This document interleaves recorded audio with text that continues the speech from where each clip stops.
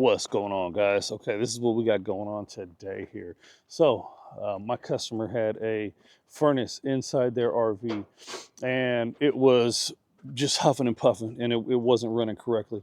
The day that I came here, it actually smelled like propane inside the RV. So I took this out, I took it back home, and come to find out, the heat exchanger on the back of this, it was leaking, and it was allowing the exhaust from this to not vent outside of the RV, but to blow back through the ductwork into the RV. So this is actually an extended warranty job. Contacted the extended warranty company and they approved it. We ordered the new furnace. We are going to put it in here today and we're going to go through the whole process. So put this down here. That's the old one. That one doesn't matter. I'm going to hook this one up and we are going to bench test this guy right here on the back of my truck. So this is what we got going on down here. We have a propane tank with a regulator on it. I'm going to bring this in here, hook up this propane line. I know it's unorganized. It's like a junk drawer, right? I grew up with the junk drawer at my mom's house. This is the junk drawer of good tools. Tighten this up. All right. Of course, this is off right now. Then what I do is I just take these two wires right here. So this is going to be my positive and my negative 12-volt wires that I'm going to just connect to a Ryobi battery. And that's what this is going to look like. The negative, I have a little piece of black tape on it right there. So the negative on this guy is going to be yellow. Positive is the red. And you see these come already twisted together right here, but I'm going to take these apart.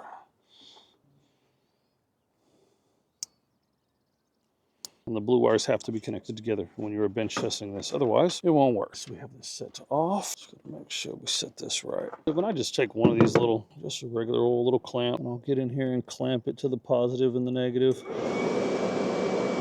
that on, put paint on, and it should light right up. Let's see. And that is lit. That's how you bench test something on the back of your truck. And this is how I diagnose it, because I usually got to pull the furnace out because the board is in here. And it's really hard to try to get in there without blowing a fuse or messing something up if you're getting in there with any type of multimeter leads. So, all right, well, let me call the customer and I'll bring her over here and show her this working on the back of my truck where we put it in. All right, so before I put it in, I came over here with a manometer. So this right here is going to tell us if we have a leak in the system. So we don't have a leak in the system because it's been sitting at 8 inches of water column. See that right there? For over 5 minutes. But here's the thing. When I hooked this thing up, the highest that it went was 8 inches of water column. So it did not have the 11 inches of water column that it needs. So we are going to try to adjust this regulator. So this thing needs to be twisted and adjusted clockwise in order to increase the water column pressure in the regulator. I know it's hard to see. I'm using a razor. Can't find a screwdriver small enough to fit in here right now. Let's see what we got. Okay, so now it's at 9. So we're gonna need to put that a little bit more. Oh, that's it. I think that's as tight as it goes. And that put us at 10.5. That regulator is definitely supposed to be higher than that. I wish I had a different regulator on me. Oh man, I have a regulator at the house too. Oh yeah, that's tight. That's as tight as that's going. It's not going any tighter. Okay. Yeah, we're sitting at a little bit over 10. I'm gonna have to recommend to them that they replace this regulator. Let's do the drop leak test. All right, so this is the way that this works. I have to put this down to 8 inches of water column and it has to hold for 3 to 5 minutes. So what I do with this little valve right here, I'm leaking the propane out. It's coming out of this end and it is dropping the manometer. Can you see that right there? See how it's starting to drop? You can see that, right? So I'm using this right here and then I stop it and it hits exactly at the right where I need it. So this is going to take a minute. It's going to do some going back and forth. But this is important because I need to know if it has a leak before I put something in. Otherwise, I'm wondering if what I just put in is leaking. We're almost there. See that? Look. So now it's inching like an interim. So we'll go 8. So that is right there. That is right at 8. So it's creeping above 8. We'll let out a little bit more so we can drop it right down to 8. Bam, right there. So it's sitting at 8. See, it's raising a little bit. So as long as it don't drop, we are good. So I will time this right there. So I have it on 8. It doesn't look like it's inching. Maybe a little bit, but one more time. Right there. Now it's right on 8. Inch back up a little bit. Let's go back down. Hold on. Let's pause that timer. All right, there you go. 8. Resume 5-minute timer. We'll come back to that and make sure that that's not leaking. This is the furnace opening. I put some duct tape over the exhaust on my previous trip just because it was raining so hard. It's actually supposed to rain again today. Hopefully we can get this done and get out of here before it starts raining. There we go. Hey, look, I left my wrench here last time. We got our propane line here, which we're going to be using. We got all our 12-volt wires that I cut off on a previous trip, and we have got all of our duct work. All right, so we got to get in here. We left the screws off last time we came, so now we can just squeeze that furnace right into this spot. And then we've got one of our ducts, two of our ducts, 3, 4, 5. This one actually has 5. That's 5 minutes right there for the drop leak test.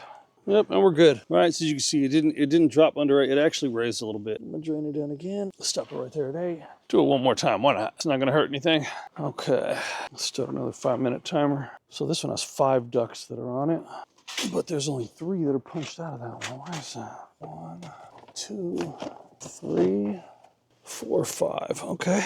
When we look at this one, the other 2 are punched out, which is the top. So let's punch these out.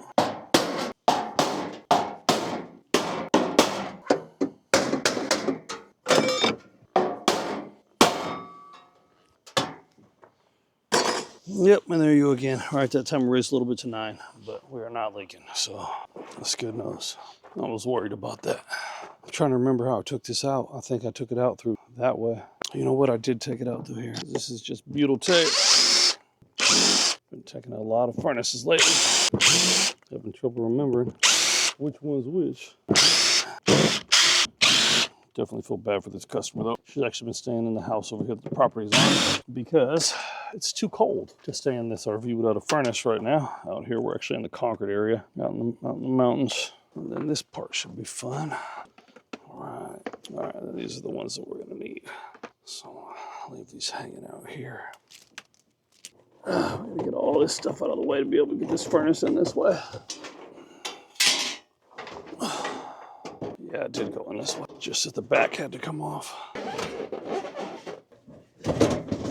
Okay, that's gonna go like that. So right now that's off. All right, this is nice and simple. Everything is just color coded like it was before. Yellow to yellow, red to red, blue, white stripe to blue, white stripe, and blue to blue. Straightforward. Of course, I took pictures of everything when I took this out last time. Always take pictures of everything. I tell you, my phone is ridiculous of all kinds of before pictures. The last thing I want is to go to do a repair and forgot how I hooked something up.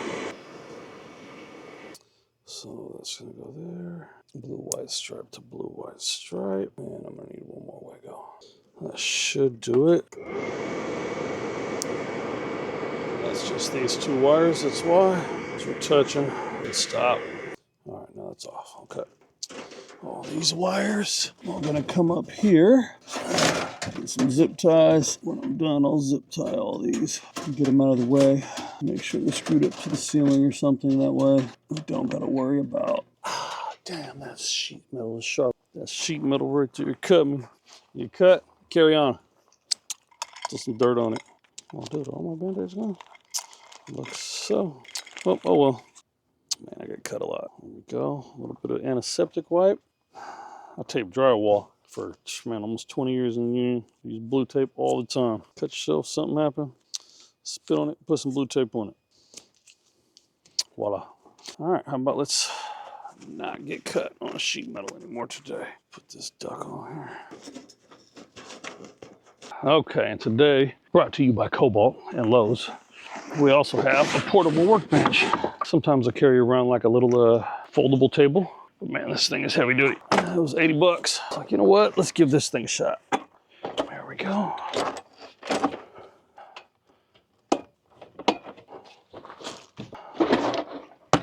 Boom. Well, I guess now I'm gonna have to get some kind of attachment so that way my tools don't fall to the top, huh? But you could also go like this, right? Stick things in there, screwdrivers, whatever you're gonna use. I like that. We're gonna connect this propane line. I put a plug in here last time I came, that way the customer could keep using their stove and everything else that's propane related. Take this, we're gonna route this to the front. There we go.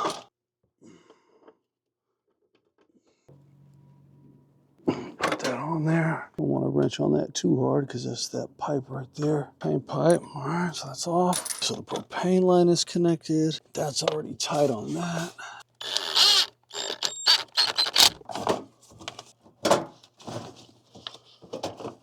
so that's good. I'll foil tape those. I'm not gonna fight trying to get this stuff, these pieces of ductwork onto the back of this furnace because we don't have much room for this thing to stretch. So I'm just gonna remove this wall right here.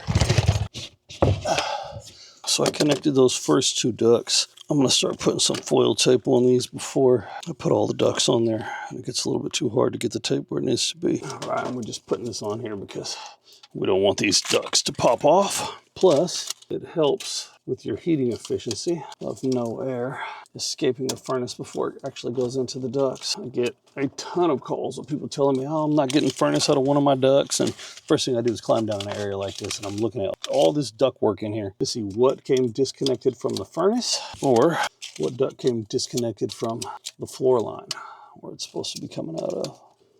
And it doesn't have to be perfect. It just has to be on there. Because we gotta get this back plate back onto this furnace here.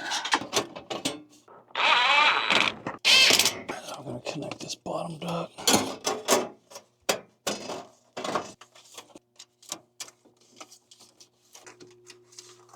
Nice and easy.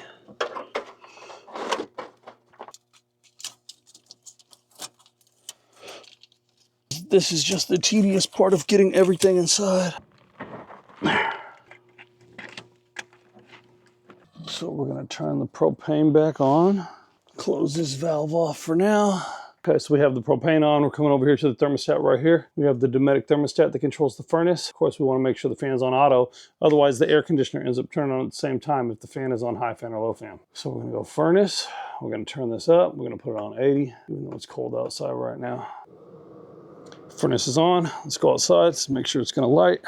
Okay, so the furnace is on. If you get in real close, you can see this here. All right, you can see how hot it is all around here when I hold my hand to it. I know it's a little bit hard to see, but that's hot. It is working as good as could be. So, all right, now all we got to do is fill the rest of this outside, and we're almost done. All right, so the furnace is in. We know everything is working. I always do one more drop leak test right after I put it in to verify that nothing is leaking, since I did replace the propane appliance. So we're going to go through the same little song and dance here, putting this thing on 8. It's right on 8. It just keeps slightly raising though.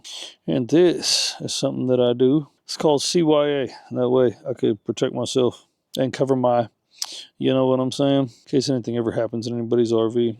The last time I left it, you passed the drop leak test and you didn't have no propane related issues. And so this is extremely important anytime I'm doing anything propane related. All right, so that's it. 8 inches of water column right there. The next thing I'm gonna do, I'm gonna get all these wires. I'm gonna zip tie these together and I'm going to screw these up to the ceiling. That way they do not touch the furnace. So all those wires are up and out of the way. Next thing we're gonna do is we're gonna fasten the furnace to the frame of the RV. I talked to the manufacturer. They actually cut the hole bigger than what the furnace is supposed to be. So this isn't even the right furnace that was originally supposed to go in here. They do it all the time. So, all right, now we are just screwing the exterior door housing for the furnace back onto the sidewall of the RV. Now to add the blue tape, the most satisfying part of sealing this guy. All about finish work. All right, so like I said a little bit earlier, I was at a local 376 over here in Vallejo, California, with Painters and Tapers Union for almost 20 years. So everything was about finish work, making everything look nice. So when I'm working on the outside of people's RVs, and I'm working on everybody's RV just like it's my own. And so I'm just trying to make it look as nice as possible. We don't want any type of eyesores when it comes to sealant. Now to seal it,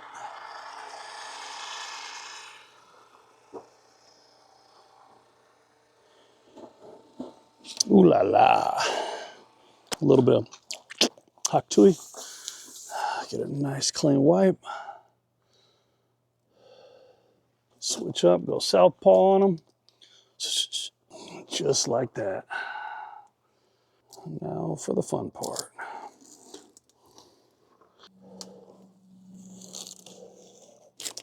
And for the grand finale, drum roll please. There you go. All right, we'll wrap all this stuff up. I'll show her it works before I end up putting this housing on.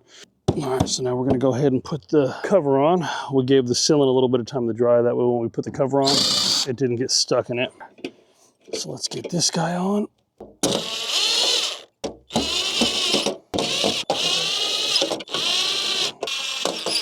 All right, so this is what we got. Final product, sealed around the whole thing. Went ahead and put the panel on. We are hot, we are in action. Already showed the customer everything was good, and we are out of here.